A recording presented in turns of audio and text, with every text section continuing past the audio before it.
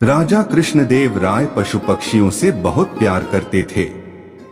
एक दिन एक बहेलिया राज दरबार में आया। उसके पास पिंजरे में एक सुंदर व रंगीन विचित्र किस्म का पक्षी था। वह राजा से बोला, महाराज, इस सुंदर व विचित्र पक्षी को मैंने कल जंगल से पकड़ा है।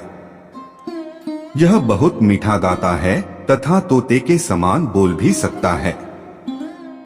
यह मोर के समान रंग बिरंगा ही नहीं है, बल्कि उसके समान नाच कर भी दिखा सकता है। मैं यहाँ यह पक्षी आपको बेचने के लिए आया हूँ। राजा ने पक्षी को देखा और बोले, हाँ, देखने में यह पक्षी बहुत रंग बिरंगा और विचित्र है। तुम्हें इसके लिए उपयुक्त मूल्य दिया जाएगा।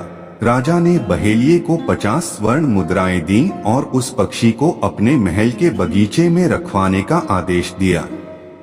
तभी तेनालीराम अपने स्थान से उठा और बोला, महाराज, मुझे नहीं लगता कि यह पक्षी बरसात में मोर के समान नृत्य कर सकता है, बल्कि मुझे तो लगता है कि यह पक्षी कई वर्षों से नहाया भी नहीं है। तेनालीराम की बात सुनकर बहेलिया डर गया और दुखी स्वर में राजा से बोला, महाराज, मैं एक निर्धन बहेलिया हूँ। पक्षियों को पकड़ना और बेचना ही मेरी आजीविका है। मैं समझता हूँ कि पक्षियों के बारे में मेरी जानकारी पर बिना किसी प्रमाण के आरोप लगाना अनुचित है। यदि मैं निर्धन हूँ तो क्या तेनाली जी को मुझे झूठा कहने का अधिकार मिल गया है? बहेलिये की यह बात सुन महाराज भी तेनालीराम से अप्रसन्न होते हुए बोले, तेनालीराम, तुम्हें ऐसा कहना शोभा नहीं देता। क्या तुम अपनी बात सिद्ध कर सकते हो? मैं अपनी बात सिद्ध करना चाहता हूँ महाराज। यह कहते हुए तेनालीराम ने एक गिलास पानी पक्षी के पिंजरे में गिरा दिया।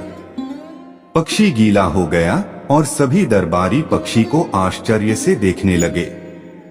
पक्षी पर गिरा पानी रंगीन हो गया और उसका रंग हल्का भूरा हो गया। राजा तेनालीराम को आश्चर्य से देखने लगे।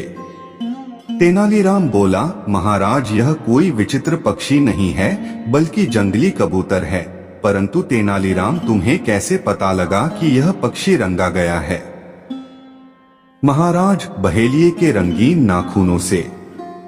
पक्षी पर लगे रंग तथा उसके नाखूनों का रंग एक समान है।